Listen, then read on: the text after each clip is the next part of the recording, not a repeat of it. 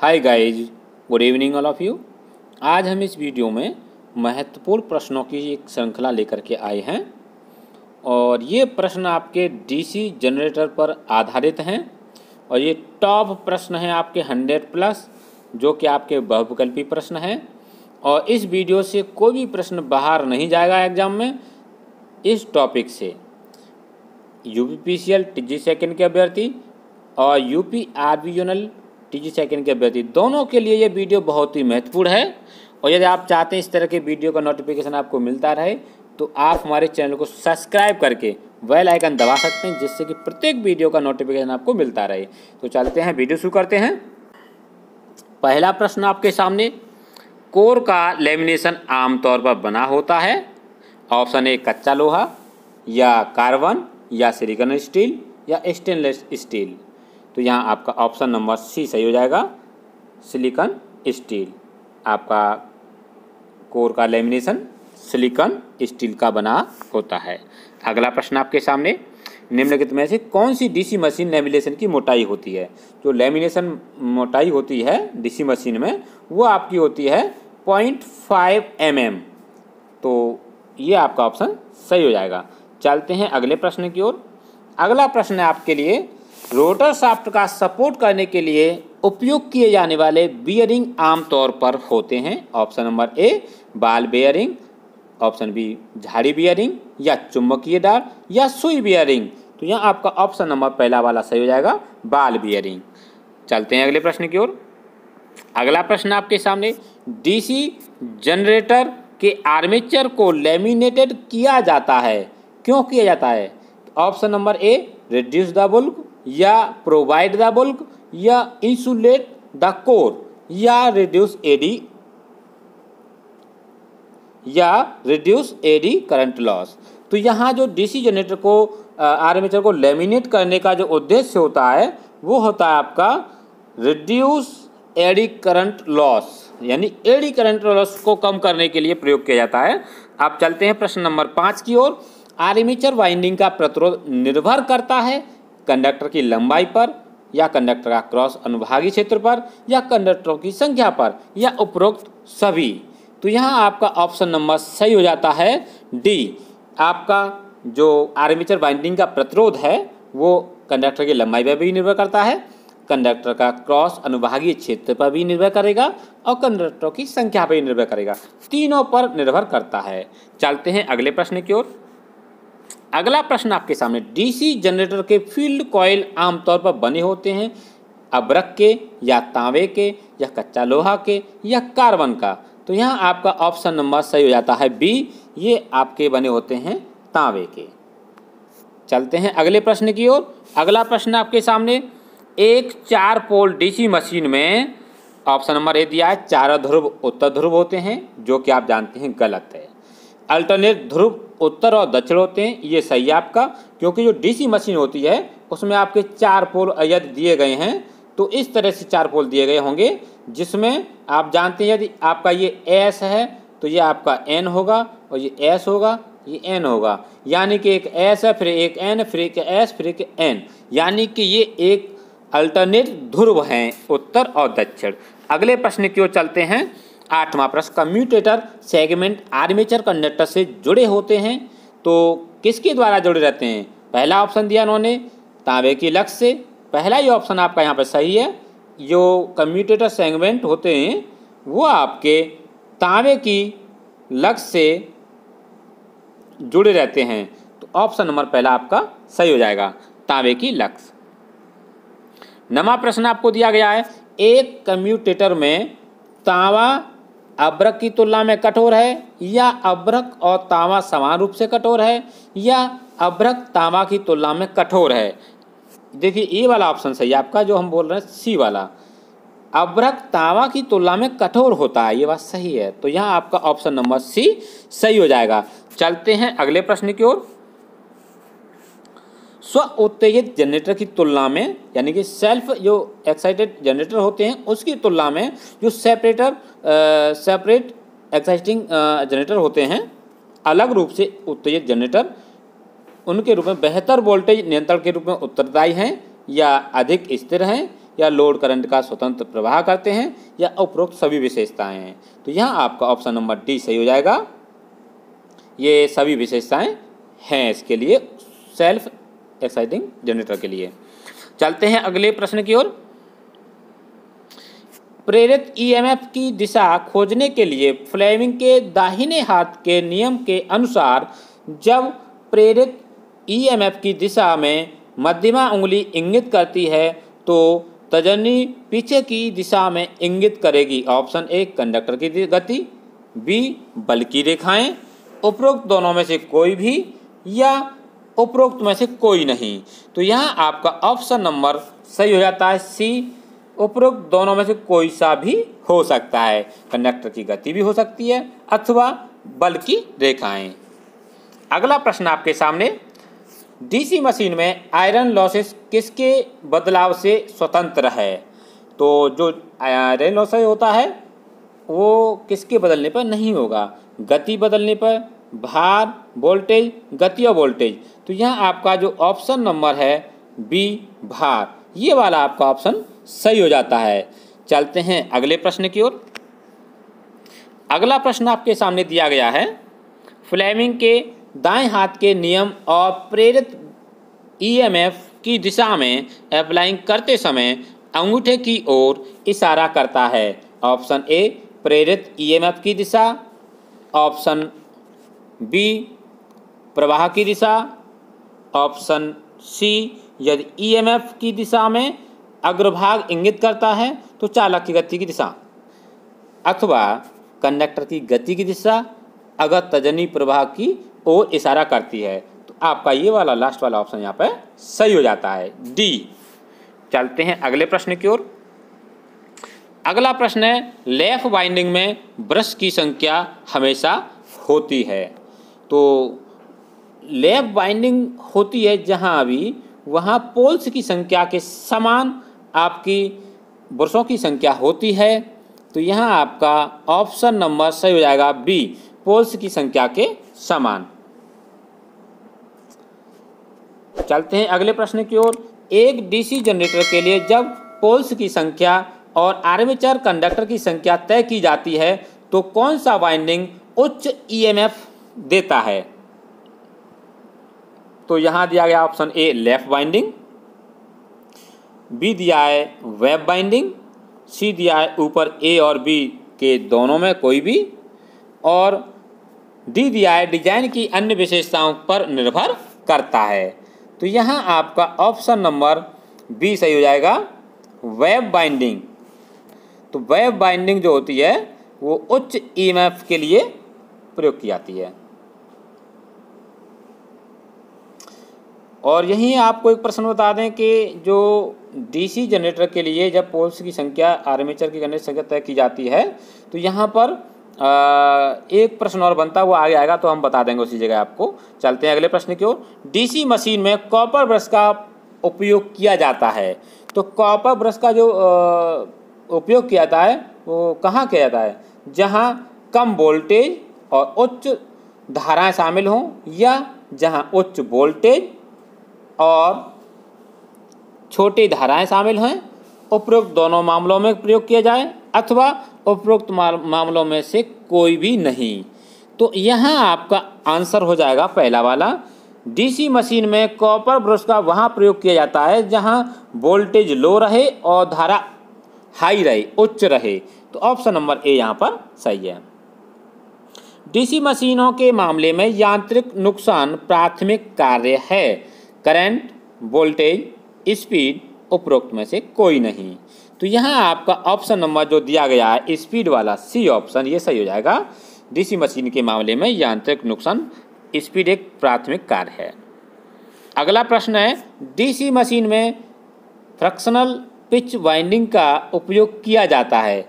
ए उत्पन्न वोल्टेज को बढ़ाने के लिए, या स्पार्किंग को कम करने के लिए, या शॉर्टर एंड कनेक्शन की वजह से तांबे को बचाने के लिए, डी ऊपर बी और सी के कारण।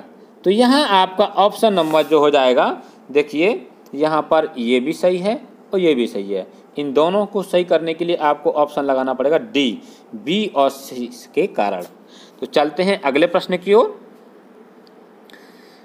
2 या 2 से अधिक डीसी मिश्रित जनरेटर के समानांतर संचालन के लिए हमें यह सुनिश्चित करना चाहिए कि आने वाले जनरेटर का वोल्टेज बस बार के समान होना चाहिए।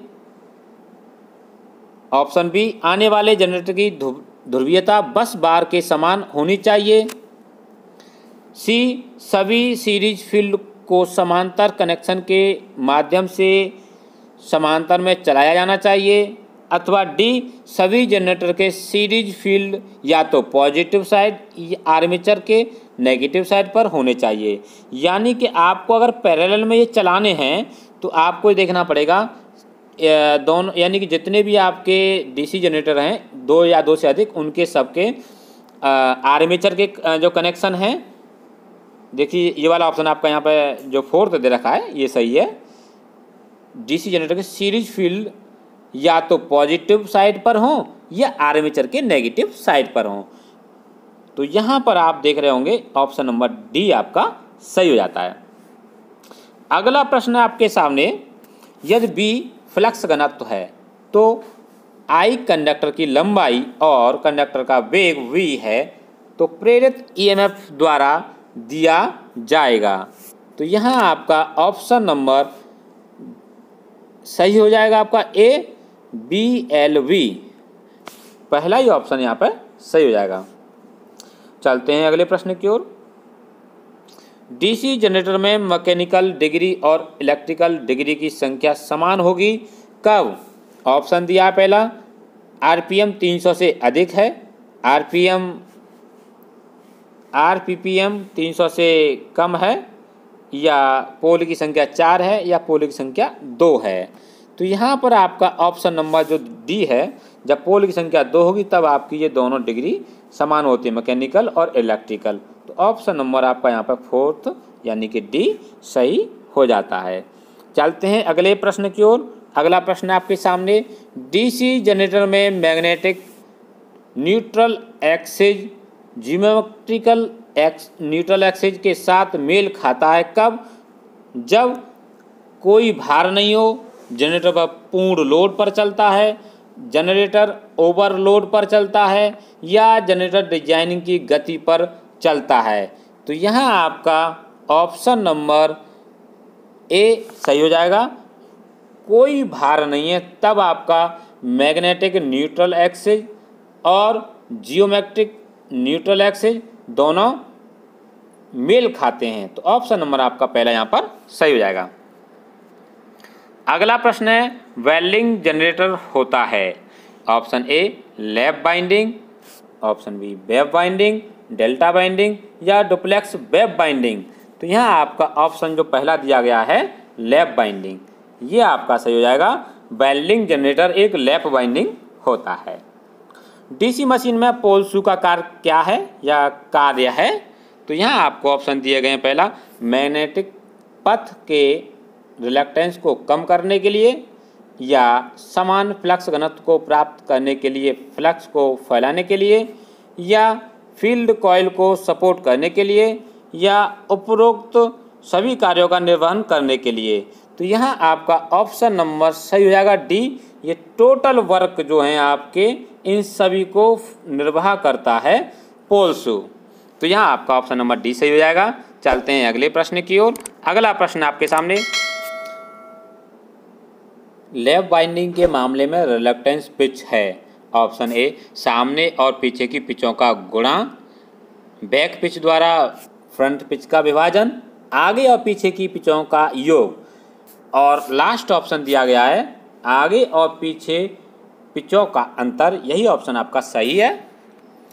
डीसी जनरेटर में आर्मेचर से बाहरी सर्किट को करंट दिया जाता है। तो देखिए जो डीसी जनरेटर होता है उसके आर्मेचर पर जो करंट उत्पन्न होता है वो एसी करंट उत्पन्न होता है, और एसी से उसे डीसी बदलने के लिए एक डिवाइस लगाई जाती है जिसे हम कहते हैं कम्यूटेटर। और यहाँ पर पूछा गया है कि करंट को बाहरी सर्किट में कैसे भेजते हैं। तो यहाँ देखिए ऑप्शन नंबर आपका दिया गया है, पहला कम्यूटेटर से, सॉलिड कनेक्शन से, स्लिप रिंग से उपरोक्त में से कोई नहीं। तो यहाँ जो दिया गया है कम्यूटेटर, इसके द्वारा बाहरी सर्किट को करंट दिया जाता है, लेकिन कम्यूटेटर ऑल टाइम रोटेट करता रहता है, तो इससे करंट बाहर कैसे दिया जाता है? तो एक आपका कार्बन ब्रश होता है इस तरह से, और उस कार्बन ब्रश को इसी कम्यूटेटर पर टच कराया जाता है। जैसे मान लीजिए ये आपका आर्मेचर है, यहाँ कम्यूटेटर लगा है, ये दोनों घूम रहे हैं, तो एक कार्बन ब्रश इस तरह से लगाया जाता है इस पर, जो कि इस पर सटा रहता है, ये आपस में कनेक्टेड रहते हैं, और ये आपस में घूमता रहेगा और ये स्थायी रहेगा। और ये कार्बन ब्रश में से एक स्प्रिंग लगी होगी, और स्प्रिंग के अंदर एक कॉपर वायर होता है, और यहाँ स्प्रिंग ऐसे लगी होगी जो कि इसको पुश करी रहती है इस डायरेक्शन में, जो कि कम्यूटेटर पे टच होती रहे। इस तरह से ये करंट बाहरी सर्किट में दिया जाता है। तो यहाँ आप ऑप्शन नंबर ए लगा सकते हैं। चलते हैं अगले प्रश्न की ओर। डीसी मशीन के ब्रश से बने होते हैं। डीसी मशीन के जो ब्रश हैं वो किससे बने रहते हैं? ए कार्बन, बी नरम तांबा, सी हार्ड कॉपर, डी उपरोक्त सभी। तो यहाँ जो आपका ऑप्शन दिया गया है कार्बन, ये सही हो जाएगा। डीसी मशीन के ब्रश आमतौर पर कार्बन से बनाए जाते हैं, लेकिन कहीं कहीं आपने देखा होगा कि जो जहाँ उच्च वोल्टेज रहते हैं वहाँ आपका जो है ये ब्रश कॉपर का भी बनाया जाता है। तो यहाँ आपको लगाना है केवल कार्बन। अगला प्रश्न देखते हैं। डीसी जनरेटर का आर्मेचर कोर आमतौर पर बनाया जाता है। ऑप्शन ए सिलिकॉन स्टील, यहाँ पहला ही ऑप्शन दिए को उन्होंने सही दे रखा है, सिलिकॉन स्टील का आर्मेचर बना होता है। चलते हैं अगले प्रश्न की ओर। अगला प्रश्न आपके सामने, एक शंट वाउंड डीसी जनरेटर द्वारा ईएमएफ उत्पन्न किया जाता है। अब जबकि पोल फ्लक्स स्थिर है, देखिए पोल फ्लक्स कांस्टेंट है, यदि जनरेटर की गति दुगुनी कर दी जाए, यानी कि स्पीड दुगुनी कर रहे हैं, तो कितना ईएमएफ उत्पन्न होगा? तो इसका ईएमएफ का जो इक्वेशन होता है वो होता है आपका E बराबर P फाई जेड एन बट्टे 60A। अब यहाँ आप देख सकते हैं कि ये फाई कांस्टेंट है, केवल इनकी जो है जो चाल है वो गति को दुगुना कर रहे हैं, एन को दुगुना कर रहे हैं। तो E डायरेक्टली प्रोपोर्शनल है आपके एन के, यदि एन दुगुना किया जा रहा है तो E भी दुगुना हो जाएगा। इसी प्रकार से आप यहाँ सबको देख सकते हैं। अगर नंबर ऑफ पोल्स बढ़ा दी जाए या फ्लक्स बढ़ा दिया जाए या कंडक्टर की संख्या बढ़ा दी जाए, जिस रेशियो में बढ़ेगी उसी रेशियो में आपका ईएमएफ बढ़ जाएगा। और यहाँ आपका इसके अनुसार ऑप्शन नंबर बी सही हो जाएगा। चलते हैं अगले प्रश्न की ओर। अगला प्रश्न आपके सामने, कम्यूटेटर के ब्रश के लिए सामग्री आमतौर पर हैं। देखिए अभी प्रश्न इसके ऊपर आया था, कम्यूटेटर के ब्रश यानी कार्बन ब्रश। मैंने आपको बताया था किससे बनते हैं, सॉरी आपके जो कार्बन ब्रश हैं वो कार्बन से बनते हैं। तो यहाँ आपका ऑप्शन नंबर डी सही हो जाएगा। नाम ही इसका है कार्बन ब्रश, तो कार्बन से बनेगा। कम्यूटेटर के ब्रश कार्बन से बने होते हैं। अगला प्रश्न देखिए, कम्यूटेटर खंडों के बीच उपयोग की जाने वाली इंसुलेशन सामग्री सामान्य रूप से होती है।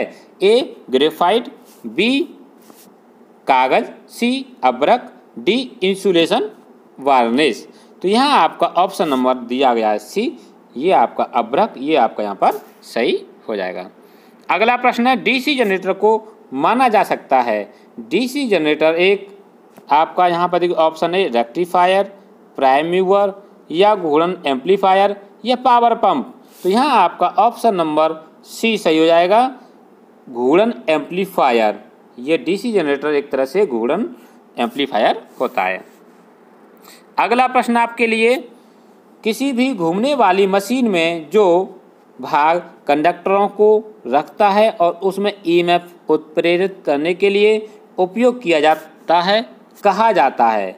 तो देखिए किसी भी घूमने वाली मशीन में जो भाग कंडक्टरों को रखता है, यानी कि आपका जो आर्मेचर होता है उसमें एक स्लॉट बने होते हैं जिसमें हम वाइंडिंग भरते हैं यानी कंडक्टरों को रखते हैं। तो यहाँ आपका देखिए सिंपल सा आंसर जो हो जाएगा डी ऑप्शन हो जाएगा, आर्मेचर। चलते हैं अगले प्रश्न की ओर। एक डीसी मशीन में स्ट्रे लॉस किसका योग है? स्ट्रे लॉस जो होता है वो आपका होता है लोह हानि और यांत्रिक हानि। जहाँ भी आपको लगे उसे आप टिक कर देंगे। स्ट्रे लॉसेज में लोह हानि और यांत्रिक हानि आता है। अगला प्रश्न है, डीसी जनरेटर के निम्नलिखित घटकों में से कौन सा डीसी जनरेटर की प्रत्यक्ष धारा प्रदान करने के लिए महत्वपूर्ण भूमिका निभाता है? तो देखिए डीसी जनरेटर में जो करंट उत्पन्न होती है वो अल्टरनेट करंट यानी कि एसी उत्पन्न होती है। अब प्रत्यक्ष धारा यानी कि डायरेक्ट करंट जो होती है वो किसके द्वारा चेंज की जाती है? वो कम्यूटेटर के द्वारा, जो हमने आपको कुछ देर पहले बताया था कि कम्यूटेटर के द्वारा ये डीसी में चेंज की जाती है। ऑप्शन नंबर बी यहाँ पर सही हो जाता है। डीसी जनरेटर में लैप वाइंडिंग का उपयोग किया जाता है। जो लैप वाइंडिंग है वो आपको एक नाम से पता चल रहा होगा, लैप का मतलब वोल्टेज को लैप्स कर दे, लैप्स का मतलब कम कर दे। तो जहां वोल्टेज कम होंगे और करंट ज़्यादा होगा वो ऑप्शन आपका सही हो जाएगा। तो यहां आप देख रहे हैं ऑप्शन नंबर बी, कम वोल्टेज, यानी लैप वाइंडिंग लैप्स करेगा वोल्टेज को तो वोल्टेज कम हो जाएंगे और उच्च करंट। ये याद करने का तरीका आपके लिए ऑप्शन नंबर बी यहाँ पर सही हो जाता है। अगला प्रश्न, प्राय आर्मेचर बना होता है, आर्मेचर किसका बना होता है? ऑप्शन नंबर ए उच्च कार्बन इस्पात का, या लोहे का, या सिलिकॉन इस्पात का, या मृदु इस्पात का। तो यहाँ आपका ऑप्शन नंबर सी दे रखा है, सिलिकॉन इस्पात का। ये आपका सही हो जाएगा ऑप्शन नंबर सी। अगला प्रश्न है आपके सामने, दिक् परिवर्तक यानी कि इसे इंग्लिश में कहेंगे कम्यूटेटर का क्या काम होता है? आर्मेचर चालकों से धारा एकत्रित करना, या धारा का बाहरी परिपथ में भेजना, या आर्मेचर चालकों से धारा एकत्रित करके दिष्ट धारा में बदलना। मैंने आपको थोड़ी देर पहले बताया था कि कम्यूटेटर का जो वर्क है वो है आर्मेचर से जो करंट मिलता है एसी को वो डीसी में परिवर्तित करता है। तो ये ऑप्शन आपका यहाँ पर सही हो जाएगा। अगला प्रश्न है, ब्रश तांबे की अपेक्षा कार्बन की अधिक बनाई जाती हैं क्योंकि तांबे की अपेक्षा कार्बन का प्रतिरोध अधिक होता है। तो यहाँ देख लीजिए अधिक कहाँ पर दिया गया है, ऑप्शन नंबर ए, कार्बन का प्रतिरोध अधिक होता है इसलिए बनाया जाता है। ऑप्शन नंबर पहला ही यहाँ पर सही हो जाएगा। फ्लेमिंग के दाएं हस्त नियम से क्या ज्ञात किया जाता है? ये आप सब जानते हैं। फ्लेमिंग के फ्लेमिंग के दाएं हाथ के नियम से उत्पन्न विद्युत वाहक बल की दिशा हम ज्ञात करते हैं। तो ऑप्शन नंबर आपका यहाँ पर पहला वाला सही हो जाएगा, विद्युत वाहक बल की दिशा। अगला प्रश्न आपके सामने, एक चालक में विद्युत वाहक बल उत्पन्न करने के लिए अति आवश्यक है। पहला ऑप्शन दिया गया आपको, एक चुंबकीय यानी कि एक स्थिर चुंबकीय फ्लक्स व स्थिर चालक, या चालक व घूर्णमान चुंबकीय फ्लक्स शून्य सापेक्ष वेग के साथ, या चालक या चुंबकीय फ्लक्स में से एक घूर्णमान, या प्लसेंटिंग चुंबकीय फ्लक्स व घूर्णन चालक। तो आप यहाँ देखिए इन्होंने कहा है विद्युत वाहक बल कब उत्पन्न होता है? जब किसी चुंबकीय क्षेत्र में किसी चालक को रोटेट कराया जाता है, घुमाया जाता है इसको, या फिर कोई चालक रखा हुआ है ऐसे और इसमें जो चुंबकीय फ्लक्स है उसे रोटेट कराया जा रहा है। तो एक ही कंडीशन में होता है, या तो चालक या चुंबकीय फ्लक्स दोनों में से एक घूर्णमान हो यानी एक घूम रहा है। तो यहाँ आपका ऑप्शन नंबर सी सही हो जाएगा। चलते हैं अगले प्रश्न की ओर।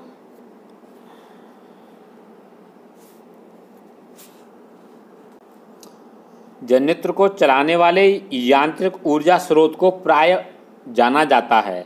तो एक तरह से आमतौर पर आपने जो गांव में जो जनरेटर होता है उसे आप देखा होगा कि शुरुआत में हैंडल लगा के उसे चलाते हैं। तो उसमें क्या है कि हमें प्राइम मूवर उसे प्रोवाइड कराना पड़ता है। जो जनरेटर को यांत्रिक ऊर्जा स्रोत होता है उसे हम प्राइम मूवर के नाम से जानते हैं। तो यह आपका पहला ऑप्शन सही हो जाएगा। स्प्लिट रिंग में किस पदार्थ का प्रयोग किया जाता है? ऑप्शन नंबर ए लोहा, बी तांबा, सी सोना, डी चांदी। तो यहाँ आपका ऑप्शन नंबर बी करेक्ट हो जाएगा, तांबा। आपका ऑप्शन नंबर बी सही हो गया। चलते हैं अगले प्रश्न की ओर। आर्मेचर की परिधि पर समान रूपता से चुंबकीय फ्लक्स वितरित करने के लिए उपयोग करते हैं। मैंने आपको इससे पहले बताया था जो पोल शू होते हैं वो चुंबकीय फ्लक्स को एक समान रूप से वितरित करने का कार्य करते हैं। तो यहाँ आप देख सकते हैं ऑप्शन नंबर आपका सी सही हो जाएगा, पोल शू। अगला प्रश्न है डीसी मशीन के आर्मेचर का प्रतिरोध प्रायः होता है। जो डीसी मशीन का आर्मेचर होता है उसका हमेशा यानी कि इसका जो है एक मानक है 1 ओम प्रतिरोध होता है। चलते हैं अगले प्रश्न की ओर। अगला प्रश्न आपके सामने है किसी भी डीसी जनित्र में उत्पन्न विद्युत वाहक बल उच्चतम होता है जब चालक न्यूनतम चुंबकीय क्षेत्र में लंबवत घूमता है, या उच्चतम फ्लक्स क्षेत्र से चालक समानांतर में घूमता है, या फ्लक्स परिवर्तन की दर उच्चतम है, फ्लक्स परिवर्तन की दर न्यूनतम है। तो यहाँ आप समझ रहे होंगे जो ऑप्शन नंबर आपका दिया गया है सी, क्योंकि जो फ्लक्स परिवर्तन की दर उच्चतम होगी, क्योंकि जो आपका मैंने आपको अभी एक समीकरण बताया था ईएमएफ का कि P∅ZN/60A। तो अगर ये फाई अधिकतम होगा तो ई भी अधिकतम होगा। फ्लक्स परिवर्तन की दर उच्चतम है तो आपका ईएमएफ भी उच्चतम होगा। ऑप्शन नंबर सी सही हो जाएगा यहाँ पर। अगला प्रश्न है एक डीसी मशीन 1 मिनट में 3000 चक्र काट रही है, यह 1 सेकंड में कितने चक्कर काटेगी? सिंपल सी बात है, 3000 अगर 1 मिनट में काट रही है, 1 मिनट में 60 सेकंड होते हैं, इसका इसमें डिवाइड कर दीजिए। 6 का 300 में भाग करेंगे, 6 35 50, 50 जहाँ भी दिए वहाँ आप उसे टिक कर देंगे। ऑप्शन नंबर डी सही हो जाएगा।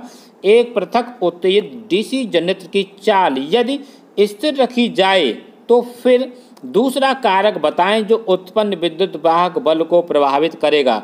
तो देखिए चाल को अगर कांस्टेंट रखना है तो आपको फ्लक्स इंटेंसिटी जो होती है, फ्लक्स जो होता है, फ्लक्स की क्षमता होती है, उसे बढ़ाना होगा। तो आपका यहाँ ऑप्शन नंबर डी सही हो जाएगा। क्षेत्र फ्लक्स क्षमता आपको बढ़ानी पड़ेगी, घटानी पड़ेगी, कम बढ़ती करने के लिए, तो वो प्रभावित करेगा ईएमएफ को। कम्यूटेटर के ऊपर ब्रश का कम स्पर्श का क्या कारण हो सकता है? मैंने आपको बताया था कम्यूटेटर के ऊपर जो ब्रश लगाया था, जैसे मान लीजिए रोटर है, यहाँ कम्यूटेटर है आपका, इस पर आपका कार्बन ब्रश इस तरह से लगा होता है, इसमें एक कॉपर वायर होता है, इसमें एक स्प्रिंग जुड़ी रहती है जो कि स्प्रिंग इसको एक प्रेशर देती है इस साइड में। अगर ये प्रेशर कम हो जाए तो ये कार्बन ब्रश इस कम्यूटेटर पर टच नहीं करेगा। इसलिए यहाँ देख लीजिए ऑप्शन कौन सा मिल रहा है, कम ब्रश तनाव। कम ब्रश तनाव होगा तो वो टच नहीं करेगा, संपर्क नहीं बनाएगा। यहाँ ऑप्शन नंबर सी सही हो जाएगा। अगला प्रश्न है जनित्र में स्प्लिट रिंग द्वारा प्राप्त आउटपुट वोल्टता किस प्रकार की होती है? तो यहाँ देखिए ऑप्शन नंबर ए डिस्क द्वारा, तो यानी कि डायरेक्ट करंट। तो यहाँ आपका हो जाएगा ऑप्शन नंबर ए पहला सही हो जाएगा, डिस्क धारा। अगला प्रश्न कौन सा जनित्र अवशिष्ट चुंबकत्व के बिना भी वोल्टेज उत्पन्न कर सकता है? तो आप यहाँ देखिए ऑप्शन नंबर ए कंपाउंड जनित्र, या पृथक उत्तेजित जनित्र, या शंट जनित्र, या श्रेणी जनित्र। तो यहाँ आपका ऑप्शन नंबर जो बी दिया गया है पृथक उत्तेजित जनित्र, ये आपके बिना अवशिष्ट चुंबक के भी वोल्टेज उत्पन्न कर सकते हैं।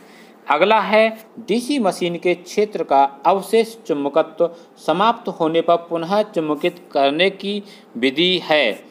पहला ऑप्शन जनरेटर को कुछ समय शून्य लोड पर चलाया जाए, दूसरा शंट क्षेत्र को डीसी स्रोत से संयोजित करना, या शंट क्षेत्र को लघुपथित करना, जनरेटर में आर्मेचर के सिरे परिवर्तित करना।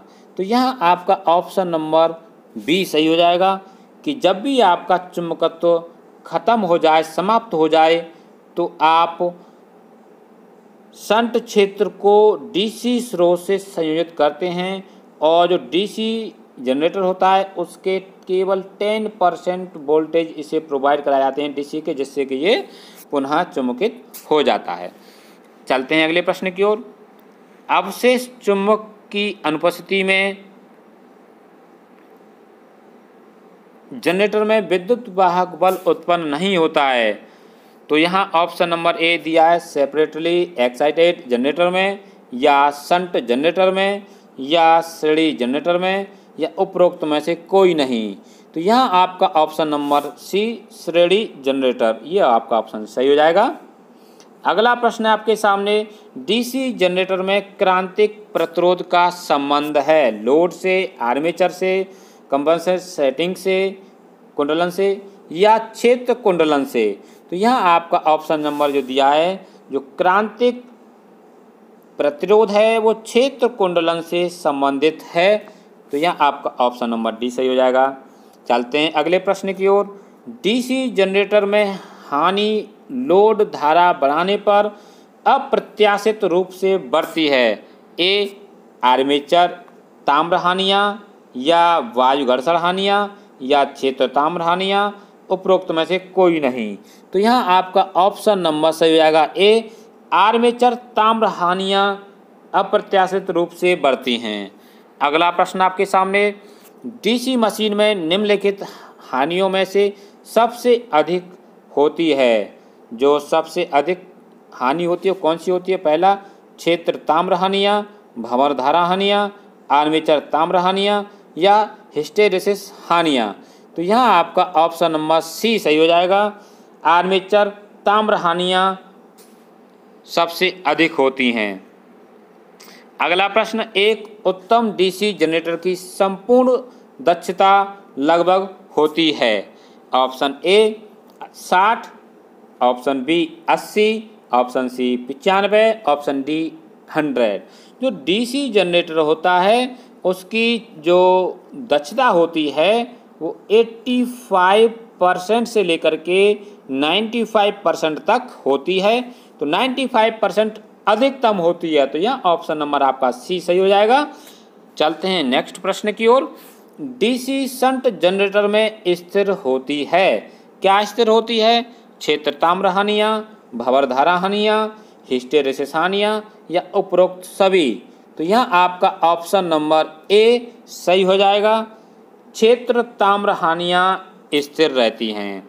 डीसी जनरेटर में हिस्टेरेसिस हानियाँ कम करने के लिए आर्मेचर कोर पतलित होना चाहिए, आर्मेचर कोर का हिस्टेरेसिस गुणांक कम होना चाहिए, आर्मेचर कोर का हिस्टेरेसिस गुणांक अधिक होना चाहिए, उपरोक्त में से कोई नहीं। तो यहाँ आपका ऑप्शन नंबर सही हो जाता है बी, आर्मेचर कोर का हिस्टेरेसिस गुणांक कम होना चाहिए।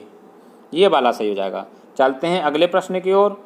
अगला प्रश्न आपके सामने, आर्मेचर प्रतिक्रिया के प्रभाव से डीसी जनरेटर में वायु अंतराल में फ्लक्स में कमी होती है। आपको याद करने का सिंपल तरीका मैंने आपको बताया था। जो आपका डीसी जनरेटर की अधिकतम जो होती है दक्षता वो 95 होती है। शेष 100 में से घटा देंगे 5% बचता है, ये आपके फ्लक्स में कमी आ जाती है। तो आप एक तरह से मानिए इसको याद करने का तरीका यही है, सिंपल सा 5%। जनरेटर में ब्रश के अत्यधिक तनाव से क्या हो सकता है? मशीन का वेग कम हो जाएगा, निर्गम का वेग कम हो जाएगा, निर्गम वोल्टेज बढ़ जाएगा, या सतह घिस जाएगी। तो यहाँ आपका ऑप्शन नंबर सही हो जाएगा डी, सतह घिस जाएगी। ज़्यादा टाइट कर देंगे। मैंने आपको बताया था इस रोटर जो आर्मेचर है, यहाँ आपका कम्यूटेटर है, इस पर जो कार्बन ब्रश लगा होता है, अगर इस पे जो स्प्रिंग का तनाव ज़्यादा रहेगा इस तरफ, तो ये इसकी सतह को घिसेगा। तो यहाँ ऑप्शन नंबर डी सही हो जाएगा। डीसी जनरेटर की सेटिंग की जाती है रेटिंग की जाती है। रेटिंग किस में की जाती है? वाट में, एम्पियर में, किलोवाट में, उपरोक्त में से कोई नहीं। तो जो डीसी जनरेटर होता है उसकी जो रेटिंग की जाती है वो किलोवाट में की जाती है। तो ऑप्शन नंबर आपका यहाँ पर सी सही हो जाएगा। चलते हैं अगले प्रश्न की ओर। जनरेटर के घूर्णन करने वाले भाग को क्या कहा जाता है? जो जनरेटर का घूमने वाला भाग है उसे आप योक नहीं कहेंगे, योक उसकी बॉडी होती है बाहरी। ब्रश होल्डर मैंने आपको बताया था, ब्रश होते हैं कार्बन ब्रश, और उसका जिसमें कार्बन ब्रश को फिट किया जाता है वो ब्रश होल्डर होता है। और रह गया आपका आर्मेचर, आर्मेचर आपका रोटेट करता है, यही आपका सही है। 63 का आपका ऑप्शन नंबर बी सही हो जाता है यहाँ पर। चलते हैं अगले प्रश्न की ओर। आर्मेचर की आकृति होती है, सिंपल सा वर्ड है, मैंने अभी आपको बताया आर्मेचर इस तरह से होता है बेलनाकार। तो यहाँ आप देख लीजिए ऑप्शन नंबर सी सही हो जाएगा। नेक्स्ट प्रश्न आर्मेचर। अगला प्रश्न है आपके सामने, आर्मेचर में बाइंडिंग के लिए बनाए गए खांचे कहलाते हैं। जो खांचे यानी स्लॉट जो बनाए जाते हैं उनको क्या कहते हैं? बाइंडिंग ट्रे कहा जाता है। ऑप्शन नंबर आपका यहाँ पर बी सही हो जाएगा। चलते हैं अगले प्रश्न की ओर। बैटरी चार्जिंग के लिए लगाया जाता है। ऑप्शन ए कंपाउंड जनरेटर, श्रेणी generator, shunt generator. Battery charging की जहाँ भी बात आ जाए, चाहे ऑटोमोबाइल की बैटरी हो चाहे बैटरी हो, हमेशा आप टिक करेंगे शंट जनरेटर पर। किस पर? शंट जनरेटर पर। ऑप्शन नंबर सी सही हो जाएगा यहाँ पर। चलते हैं अगले प्रश्न की ओर। डीसी जनरेटर की कॉपर हानि खाली जगह के बराबर होती है। तो यहाँ ऑप्शन नंबर ए दे रखा है आई ए आर ए स्क्वेयर, या आई ए स्क्वेयर आर ए, या आई बट्टे आर ए स्क्वेयर। यहाँ सॉरी आई ए ही होगा, आर्मेचर करंट होता है ये। और डी ऑप्शन दिया है R A square upon I A. तो यहाँ आपका option number B I A square R A, इसके बराबर आपका कॉपर हानि होती है। चलते हैं अगले प्रश्न की ओर। अगला प्रश्न है आपके सामने, डीसी शंट जनरेटर में हिस्टेरेसिस हानियाँ। ऑप्शन ए आर्मेचर कोर को पतलित कर कम की जा सकती हैं, फ्लक्स घनत्व के व्युत्क्रमानुपाती होती है, बी 1.6 के समानुपाती होती है, पतलित कोर की मोटाई पर निर्भर करती है। तो यहाँ आपका ऑप्शन नंबर जो पहला दिया गया है, आर्मेचर कोर को पतलित करके कम किया जा सकता है हिस्टेरेसिस हानियों को, ये आपका ऑप्शन नंबर सही हो जाता है ए। चलते हैं अगले प्रश्न की ओर। अगला प्रश्न आपके सामने दिया गया है, डीसी जनरेटर की वोल्टेज बढ़ाई जा सकती है। वोल्टेज बढ़ाने का देखिए दो ही तरीके हैं, या तो आप स्पीड बढ़ा दीजिए या फिर आप उसमें फ्लक्स डेंसिटी बढ़ा दीजिए, फ्लक्स का वो बढ़ा दीजिए। तो यहाँ आप देख रहे होंगे ऑप्शन नंबर आपका ए सही हो जाएगा, स्पीड बढ़ाकर। स्पीड को घटाकर ये भी गलत है, आर्मेचर की लंबाई से कोई मतलब नहीं, कार्बन ब्रश को बढ़ाकर इससे भी कोई मतलब नहीं है, केवल स्पीड बढ़ा करके आप वोल्टेज बढ़ा सकते हैं। अगला प्रश्न है, क्रांतिक गति से अधिक गति पर। ऑप्शन ए प्रेरित विद्युत वाहक बल शून्य होगा, ऑप्शन बी मशीन में कंपन हो जाएंगे, ऑप्शन सी क्षेत्र कुंडलन जल जाएगी, ऑप्शन डी निर्गत शक्ति निर्धारित शक्ति से अधिक प्राप्त होगी। तो यहाँ ऑप्शन ए सही हो जाएगा, प्रेरित विद्युत वाहक बल शून्य होगा जब क्रांतिक गति से अधिक गति पर विद्युत वाहक बल शून्य होता है। डीसी जनरेटर में वायु एवं घर्षण हानियाँ होती हैं। ऑप्शन मशीन की गति के वर्ग के समानुपाती, या सप्लाई धारा के वर्ग के समानुपाती, या सप्लाई वोल्टता के समानुपाती, या फ्लक्स घनत्व के समानुपाती। तो यहाँ ऑप्शन सही हो जाता है आपका पहला। डीसी मशीन जो होती है जनरेटर, उसमें वायु एवं घर्षण हानियाँ मशीन की गति के वर्ग के समानुपाती होती हैं। अगला प्रश्न आपके सामने, डीसी जनरेटर में लोड अधिक होने पर गति में कमी हो जाती है, यदि गति में पुनः वृद्धि करने के लिए हमें क्या करना पड़ेगा? तो आर्मेचर प्रतिरोध बढ़ाना पड़ेगा, या क्षेत्र मूवर की निविष्टि शक्ति अधिक की जाती है, क्षेत्र धारा बढ़ाई जाती है, टर्मिनल वोल्टता बढ़ाई जाती है। तो यहाँ आपका जो बी ऑप्शन दिया गया, मैंने आपको पहले ही बताया था, क्षेत्र मूवर की निविष्टि की शक्ति अधिक करनी पड़ेगी। जो प्राइम मूवर होता है उसे घुमाने वाला, उसकी अगर स्पीड बढ़ाने के लिए कर देंगे, स्पीड बढ़ जाएगी तो उसका जो है वोल्टेज बढ़ जाएगा। अगला प्रश्न आपके सामने दिया गया है, लंबी संचरण ट्रांसमिशन लाइन को फीड करने के लिए सबसे उपयुक्त जनरेटर है? A over compound DC generator, flat compound DC generator, under compound DC generator या डिफरेंशियल कंपाउंड डीसी जनरेटर। तो यहाँ आप देख रहे हैं पहला जो ऑप्शन दिया गया ओवर कंपाउंड डीसी जनरेटर का प्रयोग ट्रांसमिशन लाइन के लिए प्रयोग किया जाता है। चलते हैं अगले प्रश्न की ओर। अगला प्रश्न है आपके लिए, डीसी जनरेटर में उत्पादित वोल्टता की ध्रुवता बदलने के लिए क्या करेंगे? ए क्षेत्र धारा अधिक की जाती है, बी क्षेत्र धारा की दिशा परिवर्तित की जाती है, सी गति की दिशा परिवर्तित की जाती है या फिर उपरोक्त में से कोई नहीं। तो यहाँ आपका ऑप्शन जो बी दिया गया है, क्षेत्र धारा की दिशा परिवर्तित की जाती है, ये सही हो जाएगा यहाँ पर। अगला प्रश्न है, एक 230 वोल्ट जनरेटर के लिए बुश हेतु सबसे उपयुक्त धातु कौन सी होगी? ए तांबा या कार्बन या इलेक्ट्रोग्रेफाइड या ग्रेफाइड मिश्रित तांबा। तो यहाँ आपका ऑप्शन नंबर सी इलेक्ट्रोग्रेफाइड सही हो जाएगा। अगला प्रश्न, एक डीसी जनरेटर में उत्तेजन हेतु 10 हर्ट्ज आवृत्ति की प्रत्यावर्ती वोल्टता प्रयुक्त की गई है। आर्मेचर में प्रेरित विद्युत वाहक बल भी इसी फ्रीक्वेंसी का यानी आवृत्ति का उत्पन्न होगा। तो यहाँ आप देख रहे होंगे 10 हर्ट्ज दिया है, तो यहाँ भी जो प्रत्यावर्ती वोल्टेज है वो 10 हर्ट्ज की होगी। तो यहाँ आपका ऑप्शन नंबर सी सही हो जाएगा, ये वाला। वर्गाकार तरंग नहीं होती है इसलिए ये गलत हो जाएगा।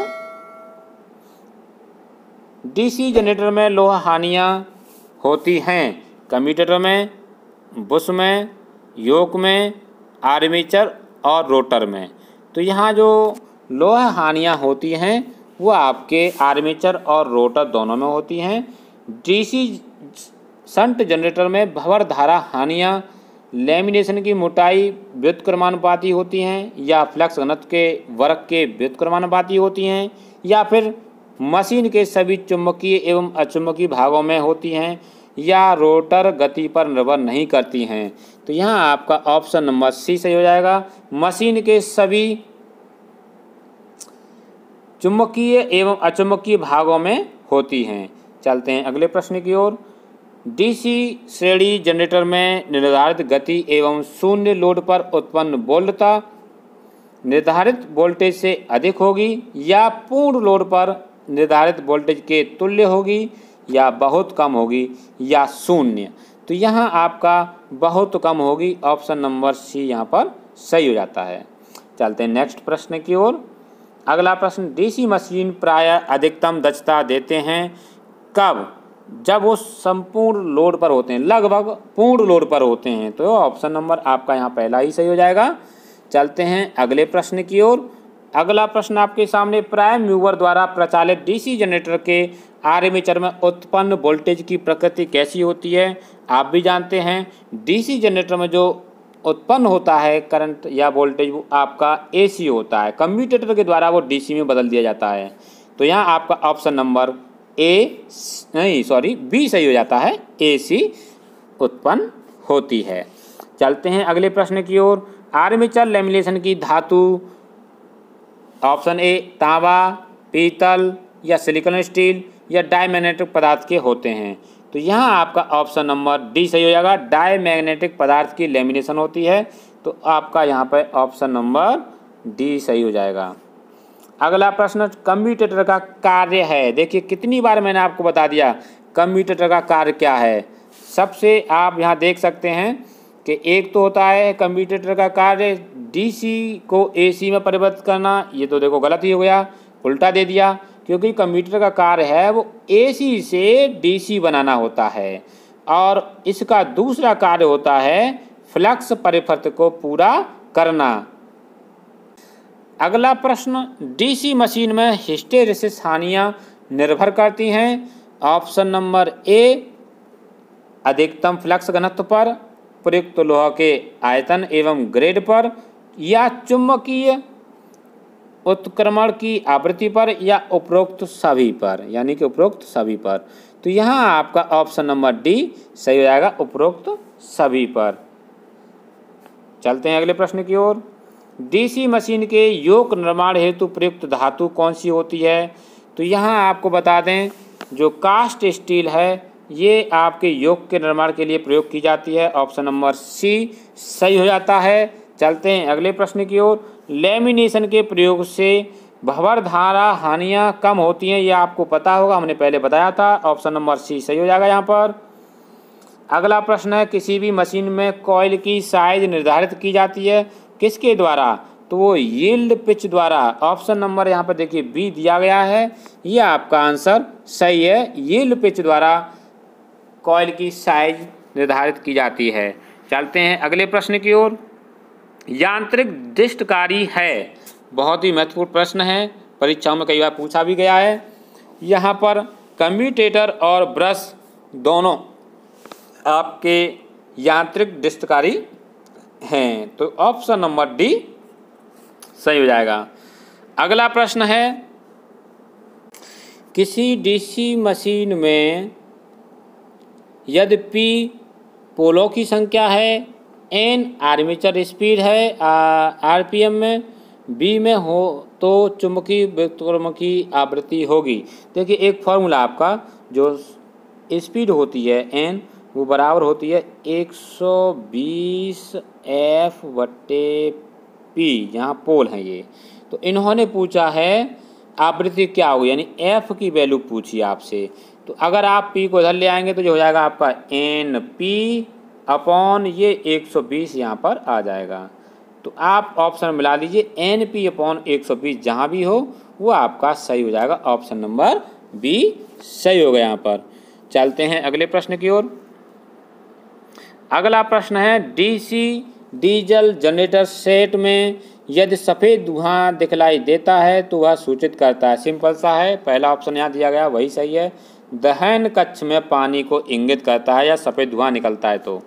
अगला प्रश्न, एक जनरेटर को मोटर द्वारा चलाया जा रहा है और यह 300 वोल्ट पर 18.65 एम्पियर लेता है। इसकी दक्षता यदि 75% हो तब मोटर की अश्व शक्ति कितनी होगी? तो थोड़ा न्यूमेरिकल है, हल करेंगे। इसकी पहले हम पावर निकाल लेते हैं।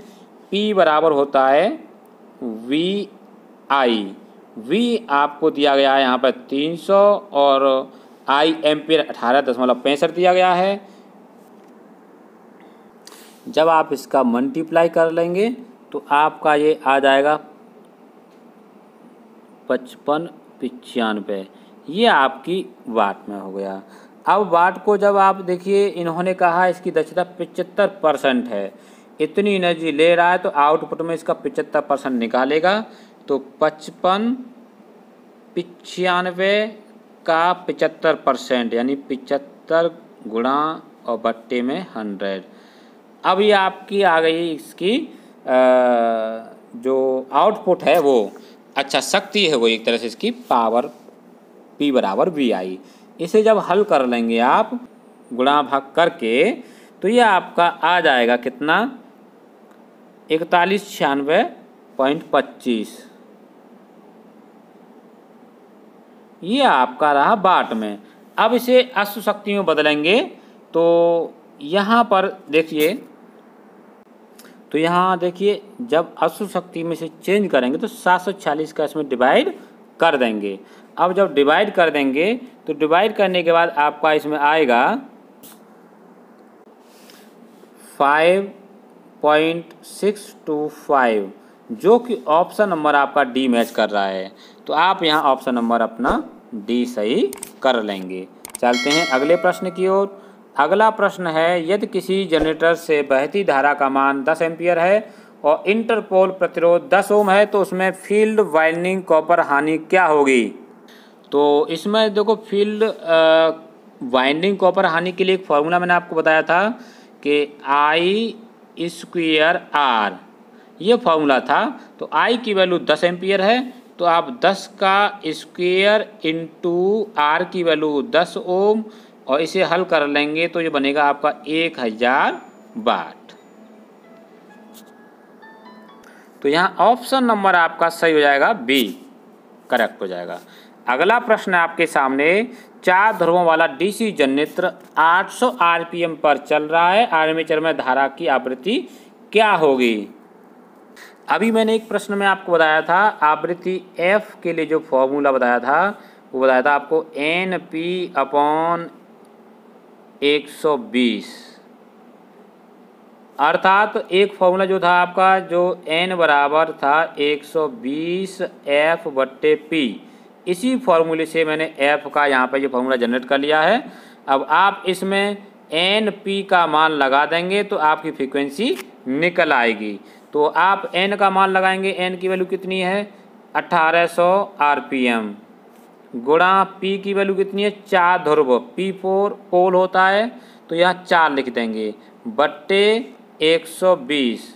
जब आप 0 से 0 काट देंगे और 4 से काटेंगे तो 3 बार, और 3 का भाग करेंगे इसमें तो 3 × 18, 1 0 यूँ की तो 60 हर्ट्ज आपकी आवृत्ति हो जाएगी। ऑप्शन नंबर डी सही हो जाएगा।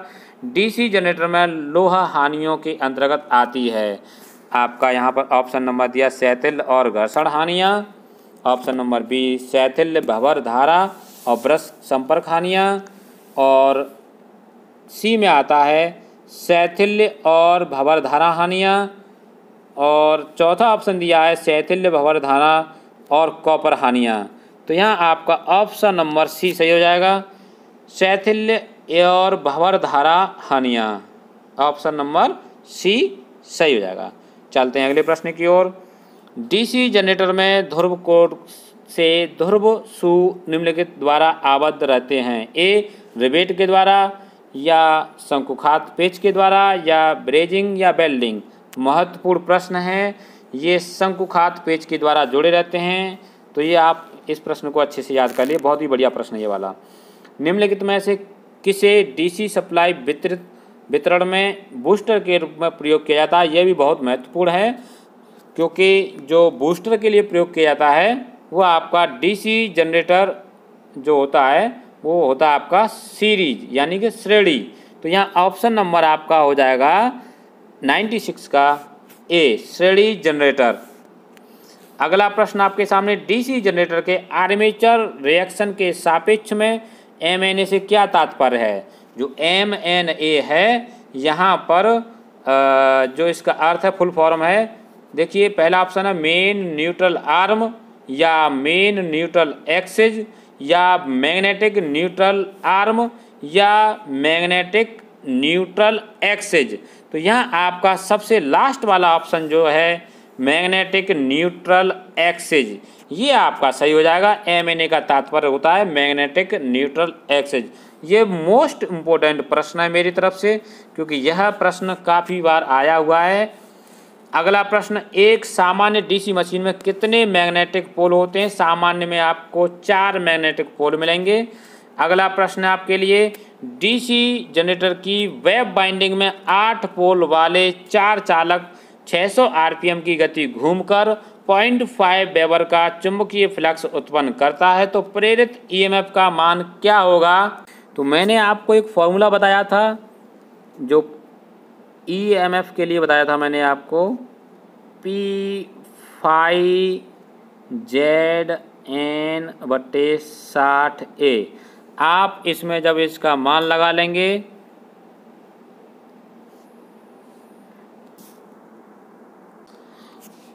और आप जानते हैं यहाँ पे वेब बाइंडिंग है, वेब बाइंडिंग में आपको ए की वैल्यू 2 रहती है हमेशा। ये प्रश्न कहीं आया नहीं, मैंने आपको बताया नहीं कि जो लैप बाइंडिंग होती है उसमें तो पोल्स और समांतर पथ, जो समांतर पथों की संख्या दोनों बराबर रहते हैं, लेकिन वेब बाइंडिंग में जो समांतर पथों की संख्या होती है हमेशा वो 2 रहती है। कितनी रहती है? 2 रहती है। तो अब यहाँ मान लगाइए, पी की वैल्यू आपको दे रखी है इन्होंने कितनी, पोल की, यहाँ पर देखिए 8 पोल हैं। कितने हैं? 8। तो 8 गुणा 5 वेबर 0.5 दिया उन्होंने, जेड 4 चालक हैं देखिए, गुणा एन 600 आरपीएम, बट्टे 60 गुणा 2। अब आप इसे जब हल कर लेंगे तो ये आपका आ जाएगा 80। तो 80 यहाँ भी आप देख रहे होंगे ऑप्शन 80 वो आपका सही हो जाएगा। ऑप्शन नंबर बी यहाँ पर सही हो जाएगा।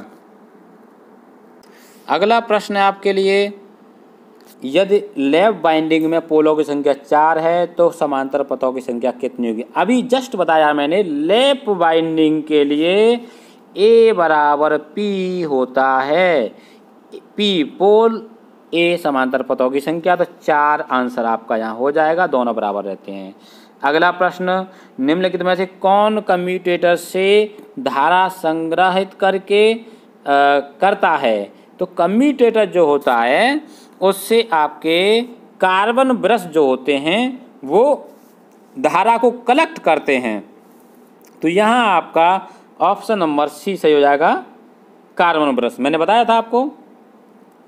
अगला प्रश्न और इस वीडियो का अंतिम प्रश्न है ये आपके लिए, उच्चतम दक्षता प्राप्त करने के लिए डीसी जनित्र में ब्रशों को रखना चाहिए। बहुत ही बढ़िया प्रश्न है, कई बार परीक्षा में पूछा गया है। यहाँ पर आप देखिए जो दिया गया है ना, उच्चतम दक्षता प्राप्त करने के लिए डीसी जनित्र में ब्रशों को कहाँ रखना चाहिए, एमएनए पर। एमएनए का मैंने फुल फॉर्म बताया था, चुंबकीय उदासीन अक्ष, मैग्नेटिक न्यूट्रल एक्सिस। ये आपका ऑप्शन नंबर बी सही हो जाता है यहाँ पर। तो ये थी डीसी जनरेटर पर हमारी एमसीक्यूज की एक श्रृंखला। बहुत ही महत्वपूर्ण प्रश्न थे। इसमें से प्रश्न आपका बाहर नहीं जाएगा एग्जाम में। और यदि आप चाहते हैं इसका पीडीएफ डाउनलोड करना है तो वो भी मैं आपको बता देता हूँ इस वीडियो में, पीडीएफ आप किस तरह से डाउनलोड करेंगे। वीडियो की डिस्क्रिप्शन में आपको इसका एक लिंक मिलेगा, उस लिंक पे आप क्लिक कर देंगे और क्लिक करने के बाद आपको इस तरह से आपको ये एक पेज मिल जाएगा जहां पर आपको इसके प्रश्न और आंसर दोनों इसमें हमने इंक्लूड किए हैं आपके लिए।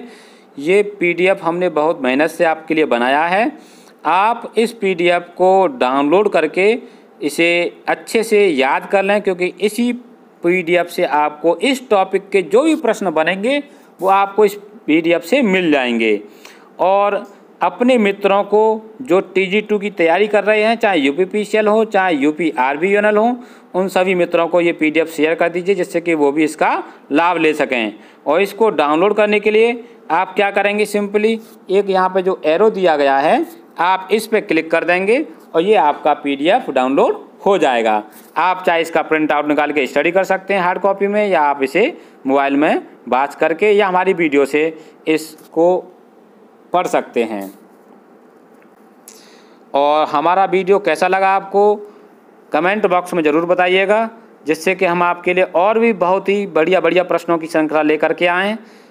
तो आप यदि हमारे चैनल पर नए हैं या आपने हमारे चैनल को अभी तक सब्सक्राइब नहीं किया है तो प्लीज़ आप हमारे चैनल को सब्सक्राइब जरूर कर लीजिए और बेल आइकन दबा दीजिए, जिससे कि आपको आने वाली वीडियो का नोटिफिकेशन मिलता रहे।